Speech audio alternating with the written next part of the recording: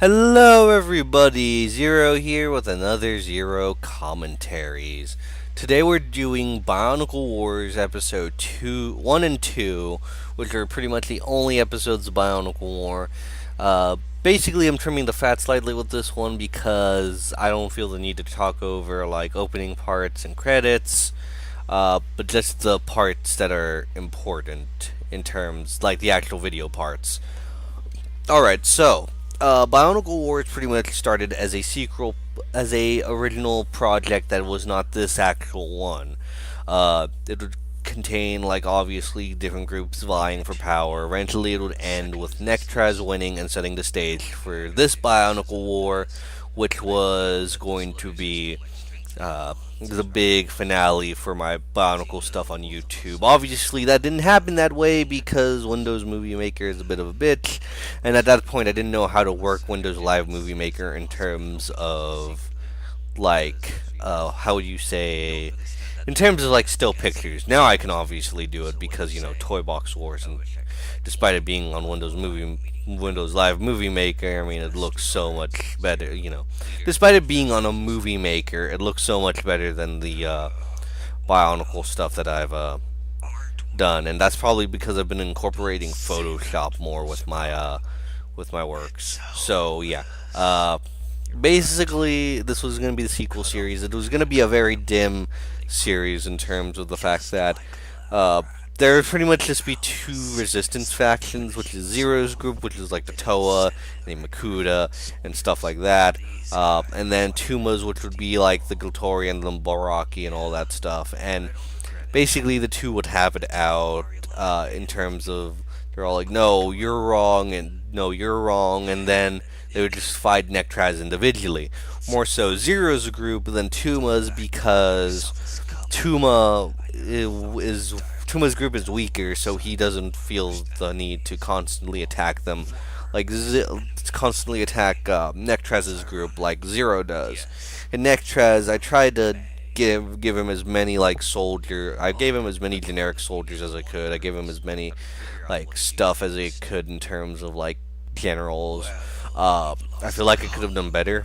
If I had Bricklink earlier, I probably, or if I had an extensive knowledge of Bricklink, and if I had an actual credit card or like my current debit card, then I probably would have been able to order more parts for more figure bodies. That way, I could just use them as generic grunts and like upgraded grunts and so forth. But yeah. One thing this series was different from unlike the other Bionicle series was that there were more my own creations, mocks. There were more mocks in here than there had been previously. The mocks actually outnumbered the original Bionicles, probably a good 70% to 30%. I don't have the actual numbers on me. I am just guesstimating a number right here.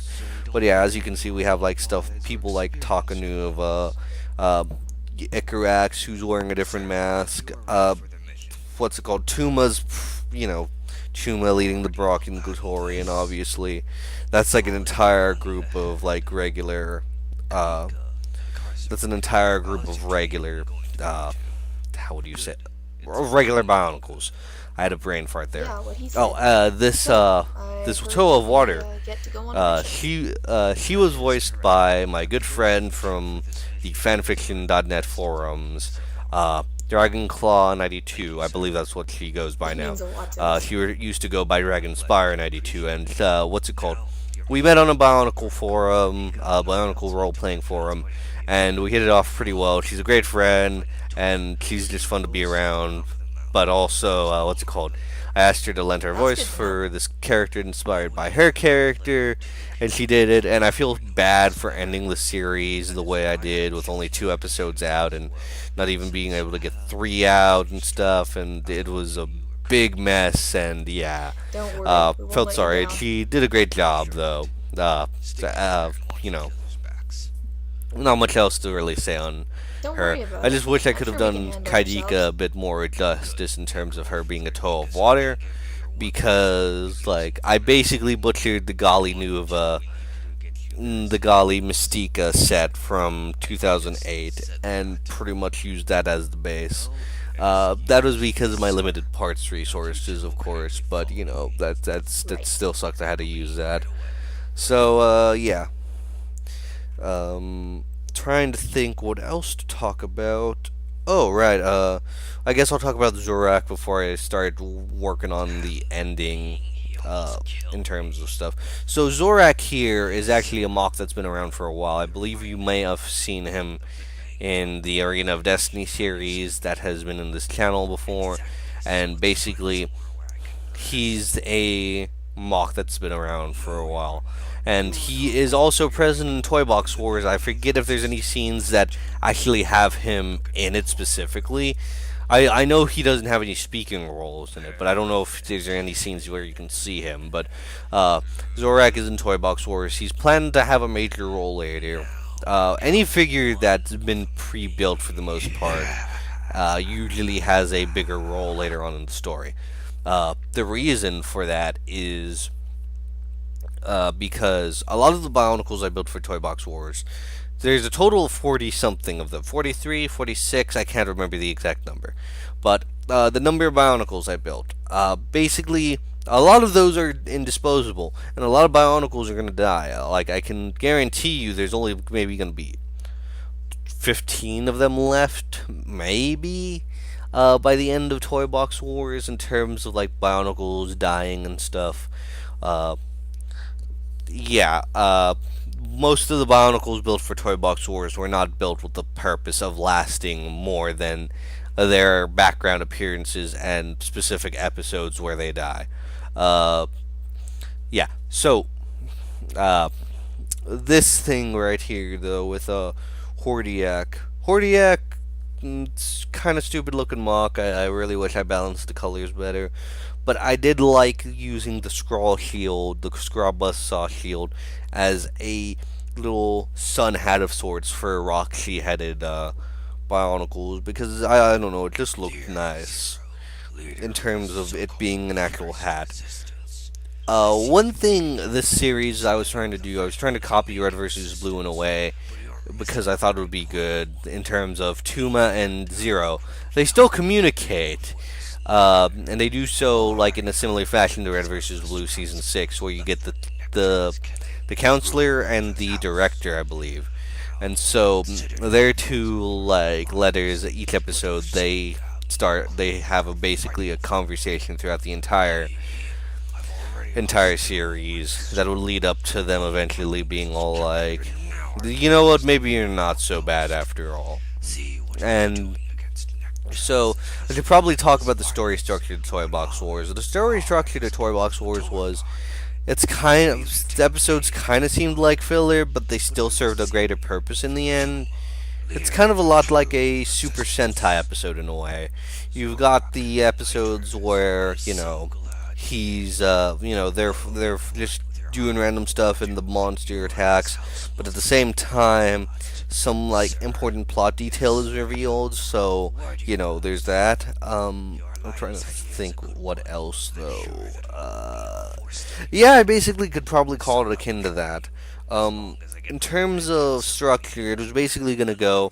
First episode was the introduction. Second episode was another introduction for Tuma's group and the revelation that there is a character that is still alive.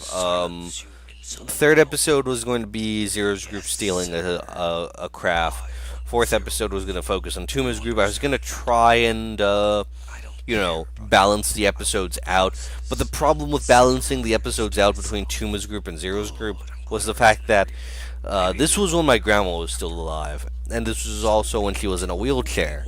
Around the time she got in a wheelchair, my mom had to take care of her. The problem with that being, because my mom had to take care of her, she couldn't get a job. And by that point, my mom had been laid off of work because there weren't too many kids at her daycare. And I'm just rambling at this point. Pretty much, my mom and grandma were there most of the time, so I could only really film the Zero stuff. I could not film anything in terms of, Tuma videos.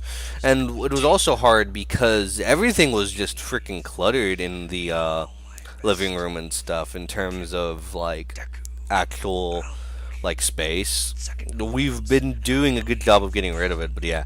The reason I've been able to film so much too, like in terms of zero reviews, was because, well, my grandma had passed away, so she wasn't constantly in the house anymore, and because of that, my mom had to look for a job now that she was free, and once she found a job, she works a consistent schedule, like 8 to like say 7 or so. So I have like a good 11 hours if it's on a good day to actually do like something involving filming.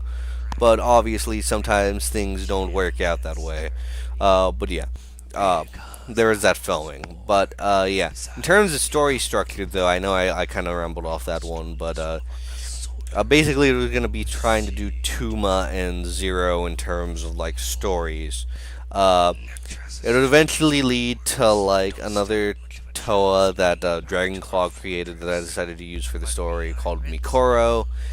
He would get involved. There'd also be some stuff with a fake Mask of Life and the actual Mask of Life, which would provide the key to defeating Nectraz, and different scenarios where they need to get this thing in order to help them slowly take down Nectraz or help their allies or something of that sort. It would pretty much end in a final confrontation where a bunch of them are captured. Nectraz decide a bunch of Bionicles are captured. Nectraz decides, hey, I want to kill everyone. So we start sending out the troops. So Nectraz and all his generals go out, and anyone that's left at Nectraz's base gets taken out by a team that has decided that they need to go on the offensive. And so little by little, all of what's called Nectraz's forces are being defeated. Not even like their super powerful forms or whatever, like not even their great abilities and stuff can stop them from being completely killed by like all of the others. But yeah. So Nectraz in one last ditch effort tries to kill everyone, fails, realizes he's outmatched, tries to run, but everyone attacks him one final time in order to defeat him. Now, half of the finale part with them slowly taking out Nectraz's forces, that was filmed. Nectraz himself and the remainder of his forces attacking like the main Zero base and stuff, and Nectraz eventually being defeated. That was never filmed because I pretty much gave up at that point in terms of actually trying to do Bionicle Wars. So yeah, there's that little bit of trivia. That's how Bionicle Wars would have ended, basically. Happy ending. There would have been some casualties, but for the most part, it was an earned happy ending, and I enjoy those kinds of happy endings. Like, you have to earn it a bit, but it's still happy. I mean, to be honest, for this series, I didn't want to go utterly depressing. Like, oh wait, I always enjoyed that little scene where Krika rips off his head.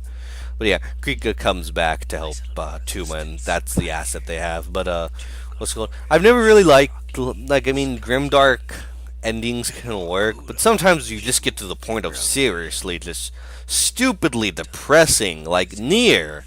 You guys know about Nier? It was that one game they announced a sequel to. Square Enix did at like E3 2015, and the guy had a moon head on and stuff. And anyway, Nier. I'm trying to give you context, but Nier, it's pretty much an action RPG where you're the hero, except no one can have a happy ending in Nier. Like, I watched a playthrough of it, and it's like, no one can have a happy ending. And I don't like that. I mean, sure, there should be some sacrifice, but I mean, even in a sad ending, there should still be some hope. And I mean, there is kind of, but still not really. I like to go for the mixed.